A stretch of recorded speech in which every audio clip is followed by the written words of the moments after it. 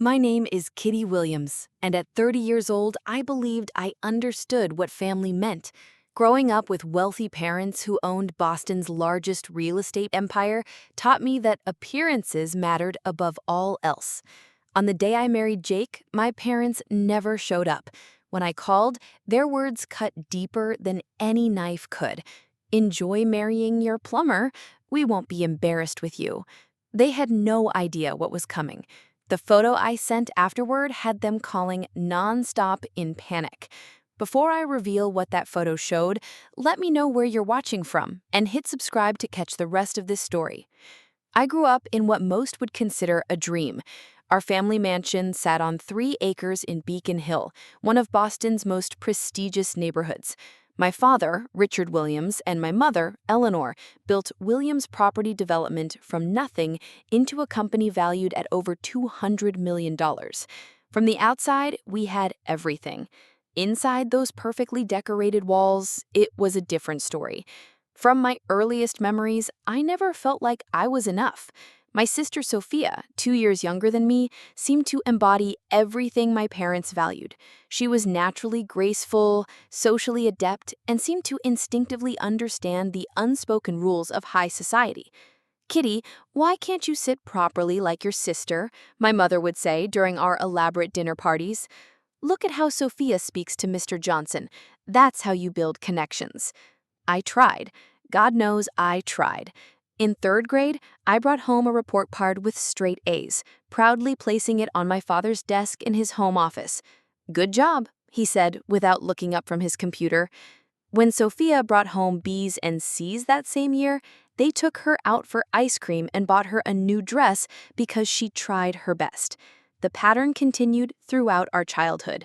For my 16th birthday, I received a card with $50 inside. 3 months later, when Sophia turned 16, they surprised her with a brand new BMW convertible in our circular driveway, complete with a giant red bow. "Your sister is more social," my mother explained when she saw my face. "She needs a car to visit her friends. You just go to the library anyway." She was right. I did go to the library. I loved learning and found comfort in books rather than the shallow social gatherings my parents forced us to attend. My academic achievements continued through high school. I graduated as valedictorian with a full scholarship to Boston University. My parents attended the ceremony, but left early for a charity gala. "We've already heard your speech during practice," my father said, checking his watch, "and the Williams Foundation is presenting a large donation tonight." College brought a new level of disparity. Though we were wealthy, my parents insisted I take out student loans and work part-time. "It builds character," my father said. "You need to understand the value of money." Meanwhile, Sophia attended NYU with a fully funded daddy account that covered not just tuition and housing, but also shopping sprees, spring break trips to Cancun, and a luxury apartment in Manhattan. I worked 20 hours a week at the campus bookstore while maintaining a 4.0 GPA in economics. When I needed a new laptop after mine died, I saved for 3 months. When Sophia mentioned needing one during a family dinner call, my father ordered the latest Apple model that night with all the upgrades. "Your sister is studying fashion marketing," my mother said when I questioned the difference. "She needs a powerful computer for her design work." By my senior year, I had accepted that nothing I did would ever measure up in their eyes, so I stopped trying to please them. I focused on building my own life on my terms. I graduated summa cum laude, found a position at a mid-size financial consulting firm, and rented my own apartment in Cambridge. It wasn't luxurious, but it was mine. Every piece of furniture, every dish, every decoration represented my hard work and my choices. For the first time, I felt proud of my life without seeking validation from my parents. They seemed almost relieved by my independence. Our interactions became less frequent and more superficial. Sunday dinners dwindled to monthly obligations, then to holiday appearances where I would sit quietly while everyone fawned over Sophia's latest accomplishment or boyfriend. "Kitty is doing fine," my mother would say when relatives asked about me. "She has a nice steady job, very responsible." The subtext was clear. Boring, unambitious, disappointing. But I had stopped caring. My worth wasn't determined by their approval anymore. I was building my own definition of success, one that valued integrity, hard work, and genuine connections over status and appearances. I was 30 years old, financially independent, respected in my field, and finally comfortable in my own skin. I had good friends who valued me for who I was, not what I could do for them. I had a cozy home that reflected my personality. I had built a life I was proud of.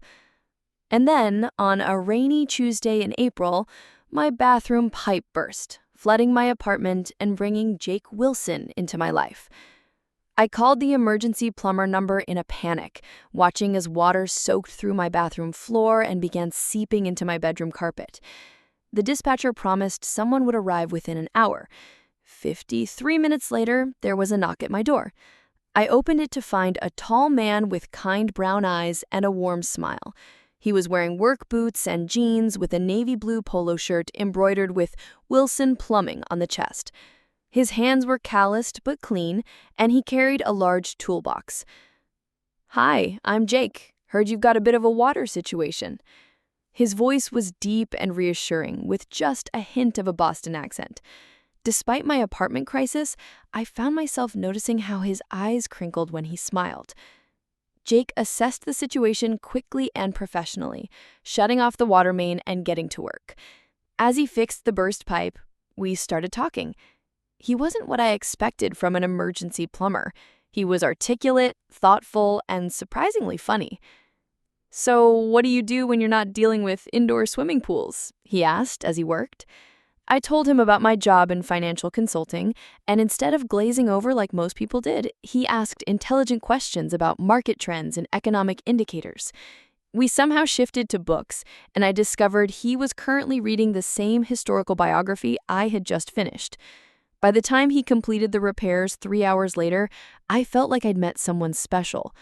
When he handed me his card and said, "Call me if you have any more plumbing emergencies or, if you want to continue our conversation about 19th century literature," I found myself smiling. Our first official date was the following Saturday. We met at a small coffee shop halfway between our neighborhoods. What was supposed to be a quick coffee turned into a 4-hour conversation that flowed effortlessly. Jake was unlike anyone I'd ever dated. He was completely present, genuinely interested in my thoughts, and refreshingly authentic.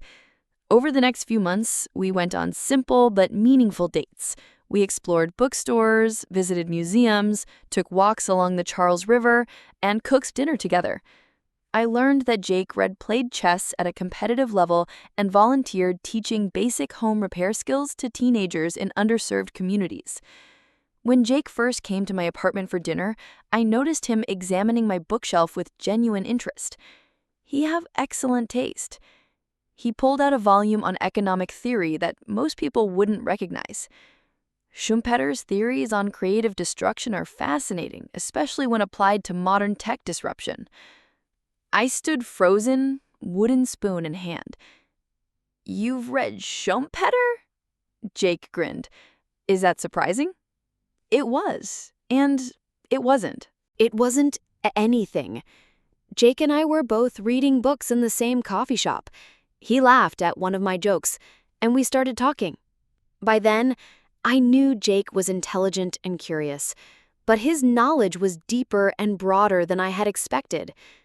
That night, I realized I was falling in love with him. After 3 months of dating, I decided to introduce Jake to my parents. We were attending one of their obligatory family dinners, and though I was nervous, I hoped they would see what I saw in him. I was wrong. The moment I introduced Jake as a plumber, my father's smile became fixed and wooden. My mother's eyebrows rose fractionally before she composed her features. "How interesting," she said, her voice dripping with forced politeness.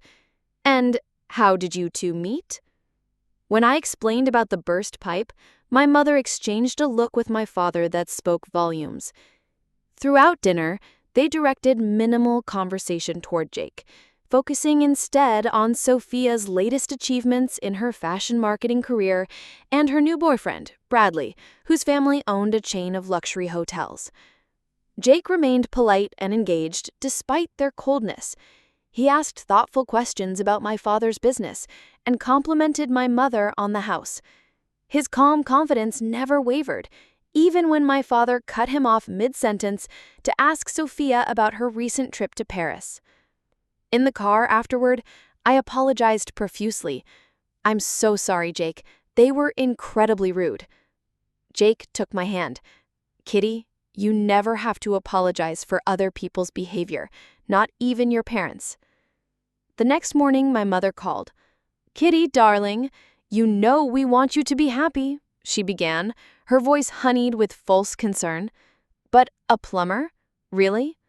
What kind of future can he provide? What will we tell our friends?" "Mom, Jake is intelligent, kind, and hardworking. He owns his own business, and he makes me happy. That's all that should matter." She sighed dramatically. "You've always been stubborn. Just think about what you're doing. You could do so much better." My father was more direct when he called later that week. "This is just a phase," he said dismissively. "When you're ready to be serious about your future, let us know. We have several associates with sons who would be much more suitable." Each subsequent family gathering followed the same pattern. Jake was either ignored or subjected to subtle digs about his education and profession. My mother would pointedly discuss Sophia's boyfriend, Bradley, and his Harvard MBA. My father would talk about his golf games with CEOs and politicians while looking through Jake as if he were invisible. Through it all, Jake remained unruffled. He never tried to impress them or pretend to be someone he wasn't. He simply continued to be the thoughtful, intelligent man I was falling deeper in love with every day. 6 months into our relationship, Sophia and my parents organized a weekend at our family's Cape Cod house. Against my better judgment, I agreed to bring Jake. The weekend was a parade of microaggressions. My mother accidentally set only 5 places at a 6-person table. My father discussed investment strategies, deliberately using jargon and inside references that excluded Jake.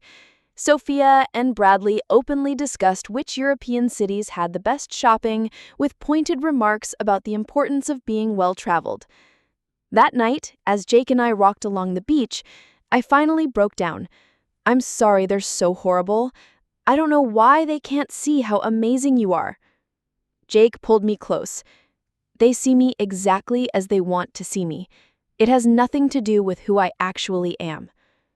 There was something in his voice that made me look up. "What do you mean?"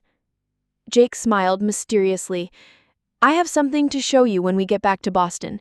Something I think might surprise you." The following weekend, Jake invited me to his apartment for the first time. He lived in a modest but well-maintained building in Somerville. His apartment was neat and surprisingly spacious, with floor-to-ceiling bookshelves filled with everything from classical literature to advanced engineering texts. While Jake prepared dinner in the kitchen, I wandered around looking at his book collection. On his desk, I noticed several technical journals and sketches of what looked like complex plumbing systems, but with unusual components I didn't recognize. "Finding anything interesting?" Jake asked, coming up behind me with 2 glasses of wine. "These diagrams," I said, pointing to the sketches. "They look really advanced for standard plumbing." Jake smiled, a hint of nervousness in his expression. "That's because they're not standard plumbing. They're designs for a water conservation system I've been developing." He set down the wine glasses and pulled out a chair for me. "I haven't been completely honest with you, Kitty. Or rather, I haven't told you the whole story." My heart raced as Jake took a deep breath. "I didn't start out as a plumber. I have a degree in electrical engineering from MIT. I worked for 6 years at Talbot Technologies as a senior systems engineer." I stared at him, trying to process this information. "You're an engineer, but why are you working as a plumber?" Jake smiled ruefully. "The short version, burnout and purpose. I was designing components for military applications. working 80-hour weeks and feeling increasingly disconnected from any real impact. When my father got sick 4 years ago, I took a leave of absence to help with his plumbing business, and something unexpected happened. He leaned forward, his eyes lighting up. I discovered I loved the hands-on work. I loved solving immediate problems for real people. I loved not being chained to a desk. After my father recovered, I decided not to go back to Talbot. I took over his business instead. Jake stood and walked to a cabinet, pulling out a folder. But I never stopped being an engineer. For the past 3 years, I've been developing this. He handed me the folder, which contained patents and technical specifications for something called the Aqua Logic system. It's a smart water conservation system for residential use, Jake explained. It reduces household water consumption by up to 60% without changing user behavior. I've been testing prototypes in some of my clients' homes, refining the design based on real-world use. I looked up from the papers, stunned. Jake, this is incredible, but why keep it a secret? He sat back down, taking my hands in his. I wanted to prove the concept worked before seeking investors. And honestly, I've enjoyed being underestimated. People see plumber and make assumptions. They don't see the MIT graduate or the entrepreneur. His eyes met mine, serious now. Including your parents. My mind was racing. So all this time, you've been running a plumbing business while developing a technology that could change how residential water systems function? I secured a patent last month, and I'm in talks with 3 venture capital firms interested in funding mass production. I thought about how my parents had treated Jake, the dismissive glances, the condescending remarks, all while having no idea who he really was. Why didn't you tell them? Or me? I asked quietly.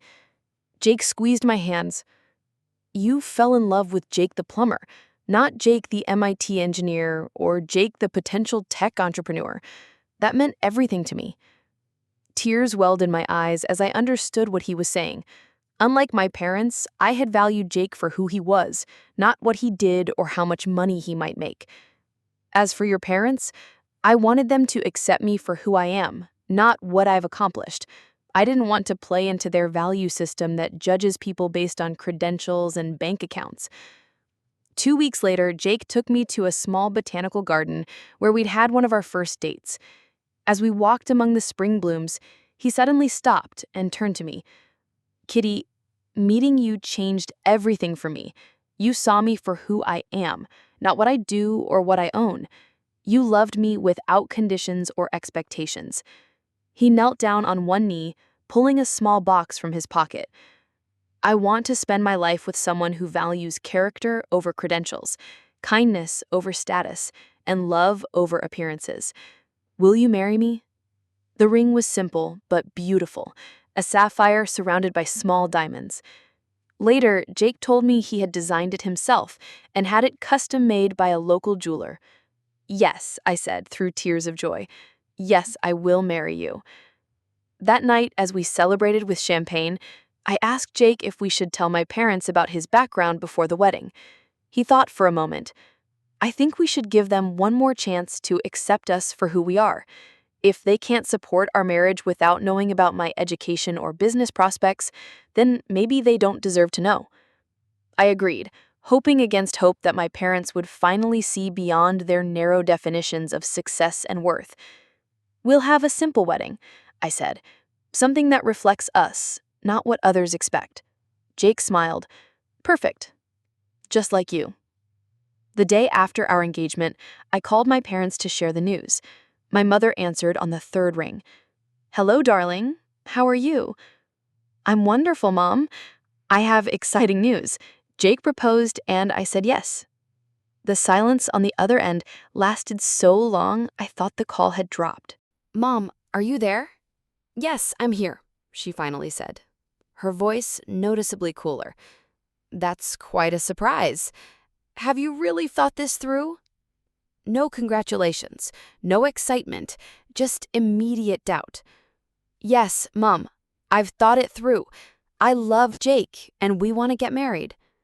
Well, she said with a sigh.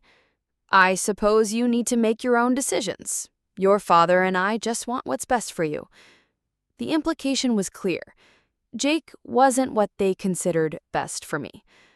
Before I could respond, my mother quickly changed the subject. "Oh, did Sophia call you? Bradley proposed last weekend. They're planning a June wedding at the Fairmont. Isn't that wonderful?" My sister and Bradley had been dating for 8 months, 2 months less than Jake and me. But, of course, their engagement warranted celebration, while mine warranted concern. "That's great, Mom. I'm happy for them." "You should call your sister. She's so excited. Bradley gave her a 4-carat diamond. It's absolutely stunning." I ended the call feeling deflated. What should have been one of the happiest moments of my life had been dismissed and overshadowed in less than 5 minutes. Over the next few months, the contrast in how our respective engagements were treated became increasingly obvious and painful. My parents threw an elaborate engagement party for Sophia and Bradley at their country club. 200 guests, champagne fountains, a string quartet, and professional photographers ensured the event would be featured in Boston's social pages. Jake and I received no such celebration. When I asked my mother if they were planning anything for us, she looked uncomfortable. "Well, darling, we thought you might prefer something more low-key, given Jake's situation." Jake's situation being that he was a plumber, at least as far as they knew. "Actually, Mom, a celebration would be nice. Nothing extravagant, just family and close friends." She patted my hand. "Let me talk to your father. Our schedule is quite full with Sophia's wedding planning." Unsurprisingly, that conversation never led anywhere. Instead, all family gatherings became centered around Sophia's upcoming nuptials. Sunday dinners transformed into wedding planning sessions. My mother and Sophia discussed flower arrangements, menu options, and seating charts, while I sat silently, my own engagement completely ignored. When I mentioned our own wedding plans, my mother would nod distractedly. "That's nice, dear. Now, Sophia, about the bridesmaids' dresses." The most painful moment came during a family dinner when my father announced he had set aside $300,000 for Sophia's wedding. "Only the best for my little girl," he said, raising his glass in a toast. I sat frozen, remembering how my parents had reacted when I told them Jake and I were planning a small garden ceremony followed by a reception at a local restaurant. "Well, that sounds economical. I suppose it suits your circumstances." No offer of financial help, no offer to assist with planning, not even an offer to review our guest list. As Sophia's wedding approached, I was included in the bridal party as a bridesmaid, but felt more like a prop than a sister.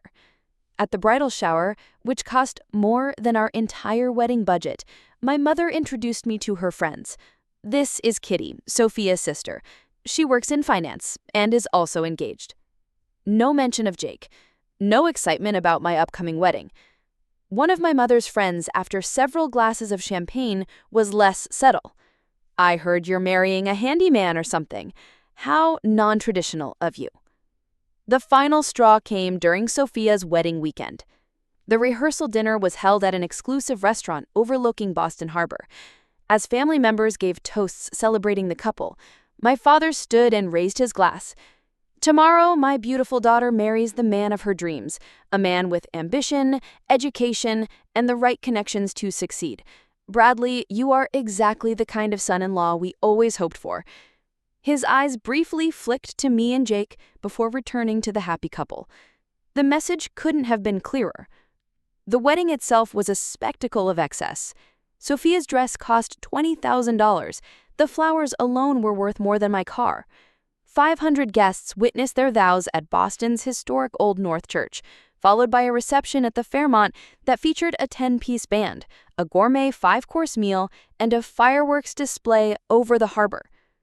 Throughout it all, Jake remained gracious and supportive, even when relatives pointedly asked him about unclogging toilets for a living, or whether he had always aspired to be a plumber. On the drive home, I finally broke down. "I'm so sorry you had to endure that. They're being horrible." Jake took my hand. "Kitty, I don't care what they think of me. I only care that they're hurting you." We don't need their approval or their money. Our wedding will be perfect because it will be about us and our love, not about impressing people or maintaining social status." I wiped my tears and nodded. "You're right, and I can't wait to marry you, whether my parents approve or not." 2 weeks later, I called my parents to formally invite them to our wedding, which was scheduled for the following month. My father answered, his voice distracted. "Kitty, I'm heading into a meeting. Can this wait?" "It will just take a minute, Dad. I wanted to officially invite you and Mom to our wedding. It's on Saturday, August 12th, at Riverside Gardens. The ceremony starts at 4 o'clock. His sigh was audible. August 12th. Let me check my calendar. He heard papers shuffling. "We have the charity gala for the Children's Hospital that evening. It's been on our calendar for months." "The ceremony is at 4 o'clock, Dad. The gala doesn't start until 7. You could attend both." Another sigh. "I'll talk to your mother and get back to you." He never did. When I called again a week later, my mother made vague excuses about scheduling conflicts and promised to try their best to attend. As our wedding day approached, I held on to a sliver of hope that they would show up, that they would finally put their love for me above their social prejudices. Despite everything, they were still my parents, and I wanted them to be part of the most important day of my life. The day before the wedding, I called one last time. "Mom, I just wanted to confirm that you and Dad will be there tomorrow." "Oh, Kitty," she said, her voice artificially regretful. "Your father has that important meeting with investors from Dubai. We really cannot miss it. I'm sure your wedding will be lovely, though." The lie was transparent. There was no meeting. They simply couldn't bear to watch their daughter marry someone they deemed beneath their social standing. "I see," I said, my voice hollow. "Well, if you change your minds, you know where we'll be." I hung up, a strange calm replacing the hurt. I had given them every chance, and they had made their choice. Now I would make mine. My wedding day dawned clear and beautiful. Jake and I had chosen Riverside Gardens, a small botanical garden on the Charles River, for its natural beauty and intimate setting. We had planned everything ourselves, from the simple floral arrangements to the playlist for the reception. The garden pavilion was transformed with white fairy lights, wildflowers in mason jars, and gauzy fabric draped from the wooden beams. It wasn't extravagant, but it was exactly what we wanted. As my best friend Lisa helped me into my dress, a simple ivory gown with delicate lace details, I tried not to think about my parents' empty seats in the front row. "You look beautiful," Lisa said, adjusting my veil. "Are you okay?" I nodded, forcing a smile. "I'm marrying the love of my life today. That's all that matters." But as the clock ticked closer to 4, I found myself glancing repeatedly at my phone, hoping for a message saying they were on their way. Nothing came. At 3:45, I couldn't help myself. I called my mother's cell phone. It rang several times before she answered. "Kitty, what is it?" "Mom, the ceremony starts in 15 minutes. Are you and Dad coming?" There was a pause. Then my mother's voice, cold and detached. "Kitty, we've been through this. Your father and I have other commitments today." "But it's my wedding day," I whispered, tears threatening to spill. "And it was your choice to marry him." Her voice dripped with disdain. "Enjoy marrying your plumber. We won't be embarrassed with you." The call ended abruptly. I stared at the phone in my hand, her words echoing in my head. Not just disappointment or disapproval, but active embarrassment, as if my choice of a husband reflected poorly on them, as if love were less important than social standing. I sat down heavily on a chair, tears now flowing freely. Lisa rushed to my side. "They're not coming," I managed between sobs. "They're too embarrassed to see me marry a plumber." Lisa hugged me tightly. "Then they don't deserve to be here. Today is about you and Jake, not about them." There was a gentle knock at the door and Jake's voice called, "Kitty, is everything okay?" Traditionally, the groom shouldn't see the bride before the ceremony, but at that moment, I needed him more than I needed tradition. "Come in," I called in. Jake entered, looking handsome in his navy suit. When he saw my tears, he was immediately at my side, kneeling before me. What happened? Through tears, I explained my parents' final rejection. Jake listened, his expression moving from concern to anger to resolve. "Kitty, look at me," he said gently, taking my hands in his. "Your parents have made their choice, and it's their loss. They will miss seeing their amazing daughter marry someone who loves her completely. They will miss the beginning of our life together, and someday they will regret it." He wiped a tear from my cheek. But today isn't about them. It's about us, about the life we're choosing to build together. So the question is, do you still want to marry me today, with or without your parents' blessing? Looking into his eyes, I found my answer. Yes, more than anything. Jake smiled. Then let's not give them the power to ruin our day. He was right. I had spent too many years seeking my parents' approval, measuring my worth by their standards. Today marked a beginning of a new chapter, one where I'd define success and happiness on my own terms. I dabbed at my eyes and stood up. "Lisa, can you help fix my makeup? I have a wedding to get to." As I prepared to walk down the aisle, my uncle, Henry, my father's brother and the only family member who had always treated me with unconditional love, approached me. "Your father called me," he said quietly, "told me they weren't coming and asked if I'd check in on you." I braced myself for more disappointment, but Uncle Henry surprised me. "I told him he was making the biggest mistake of his life," he continued, "and then I asked if you'd do me the honor of letting me walk you down the aisle." Fresh tears, but this time of gratitude, filled my eyes. "I would love that, Uncle Henry." "Your Jake is a good man," he said as he offered his arm. "Anyone who takes the time to know him can see that." The ceremony was everything I had hoped for. Jake's eyes when he saw me walking down the aisle, the personal vows we had written, the intimate gathering of friends who truly cared about us, all combined to create a moment of perfect joy. During the reception, I found myself actually grateful for my parents' absence. There was no tension, no awkward conversations, no settled disapproval casting a shadow over our celebration. Instead, there was laughter, dancing, heartfelt toasts, and genuine warmth.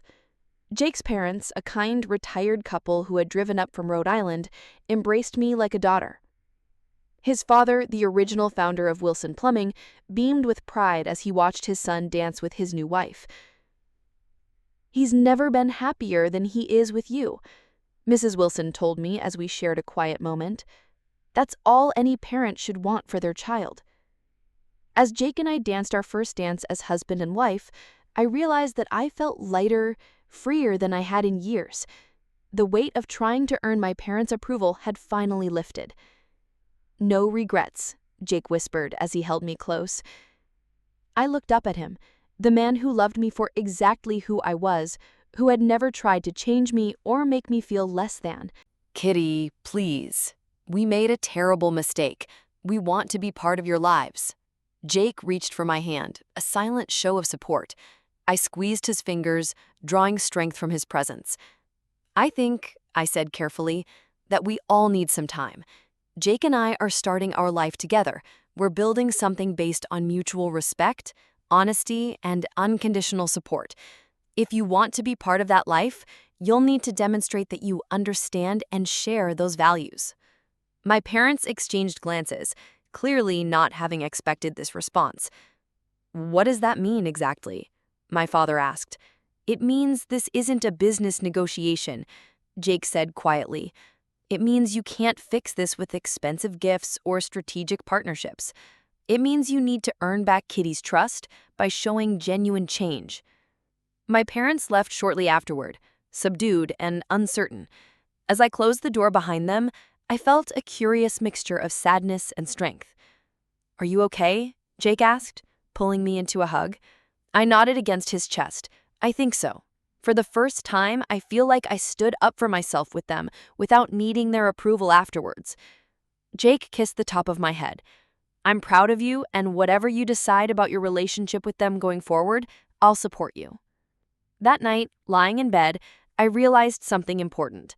My parents' rejection had always felt like a judgment of my worth, but now I understood their behavior reflected their limitations, not mine. I could choose to keep giving them the power to hurt me, or I could choose to define my own value based on the life I was building and the love I both gave and received. The choice was finally clear. In the months that followed, I maintained limited contact with my parents. Our interactions were civil but distant, like acquaintances rather than family. I stopped expecting them to change overnight and instead focused on healing my own wounds. With the encouragement of Jake and my closest friends, I started seeing a therapist to work through years of conditional love and emotional neglect. Dr. Levine helped me understand that my parents' inability to love unconditionally wasn't because I was unworthy, but because of their own limitations and the values they'd been raised with. You can love your parents without allowing their judgment to determine your self-worth. Those words became a mantra as I worked to build healthier boundaries and expectations.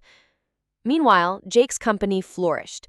Aqualogic Systems launched their first production line of water conservation units, which quickly gained attention for their effectiveness and ease of installation. The Riverfront District project became a showcase for sustainable urban development, featuring Aqualogic technology throughout the residential and commercial spaces. My own career advanced as well. I was promoted to senior financial consultant, managing a team of analysts and working with clients to develop sustainable investment strategies. Jake and I bought our first home, a charming colonial in Cambridge, with enough space for the family we hoped to start. 6 months after our wedding, we received unexpected news. My sister Sophia called late one night, her voice shaking with suppressed tears. "Kitty, I need your help.